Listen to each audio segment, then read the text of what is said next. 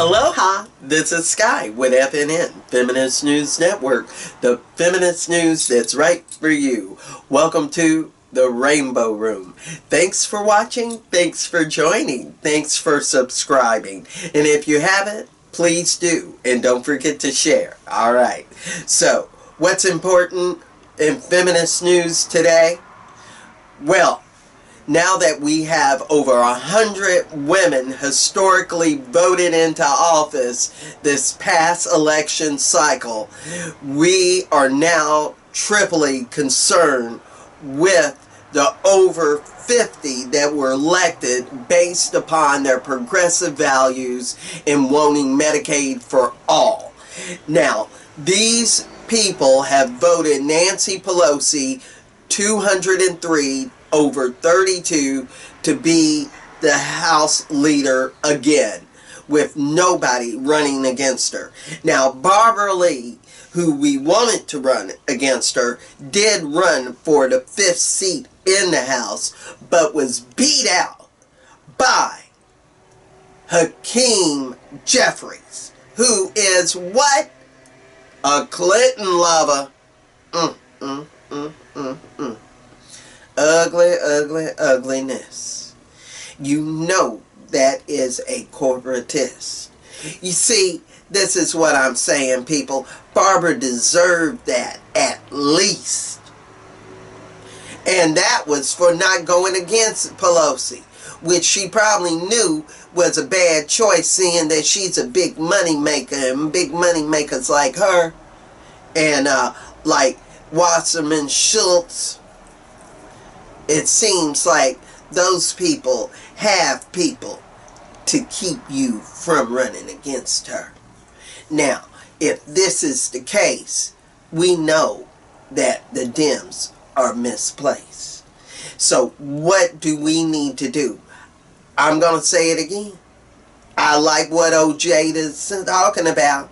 I like the Green Party and what Jill Stein and the Green New Deal has become a real platform within the Senate now because of her and her movement and all that she's been through, being locked up during the debate just because she wants to be a part of it, and taking the debate away from the national women's voters was a wrong move, and they should give it back to them, but the corporatists just wanted to smack all of that away.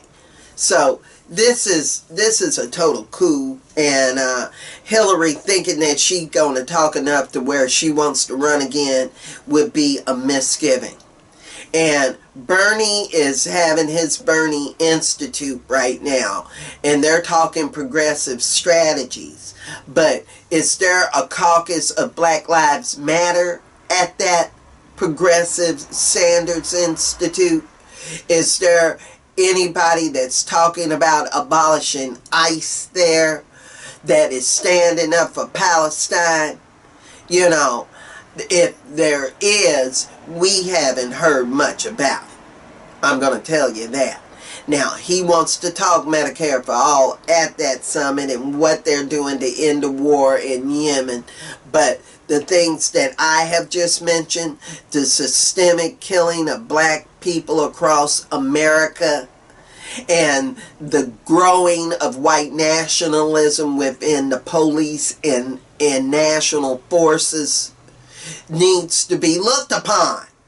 That needs to be mentioned as a true progressive. Am I a true progressive? You got people calling themselves jack-off comedians calling themselves true progressives. But if you're going to be a true progressive, you're going to mention all lives that really matter. And you're going to talk about the poor and what Dr. Barber's doing with the Poor People's Campaign.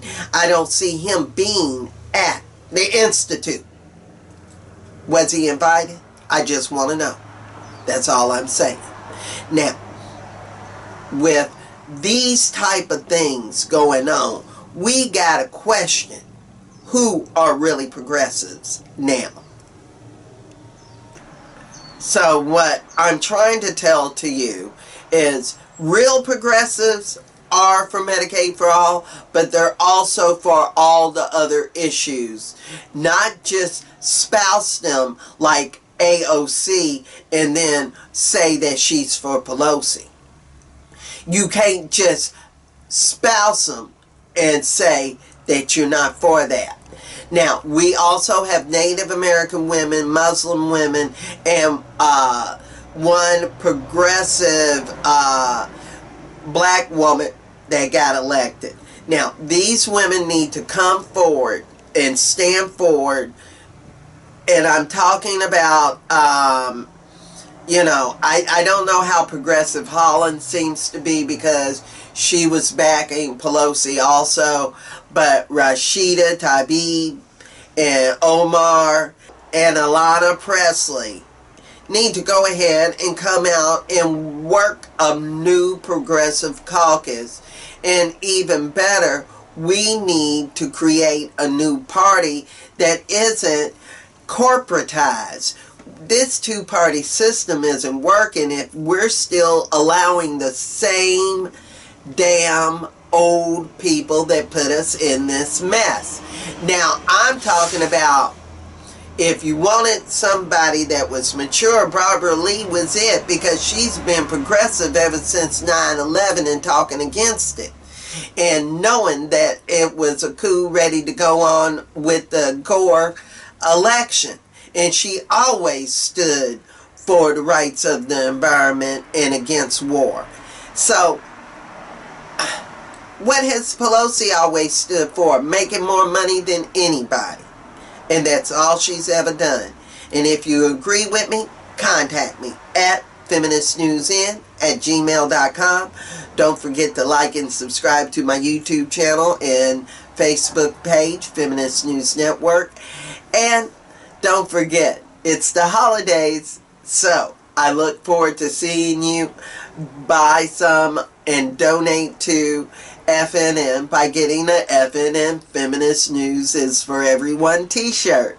Alright, so just for $21, you can have a shirt for $15.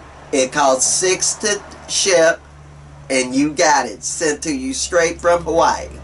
Alright, so thanks for watching, thanks for buying, thanks for supporting. Peace. Alright.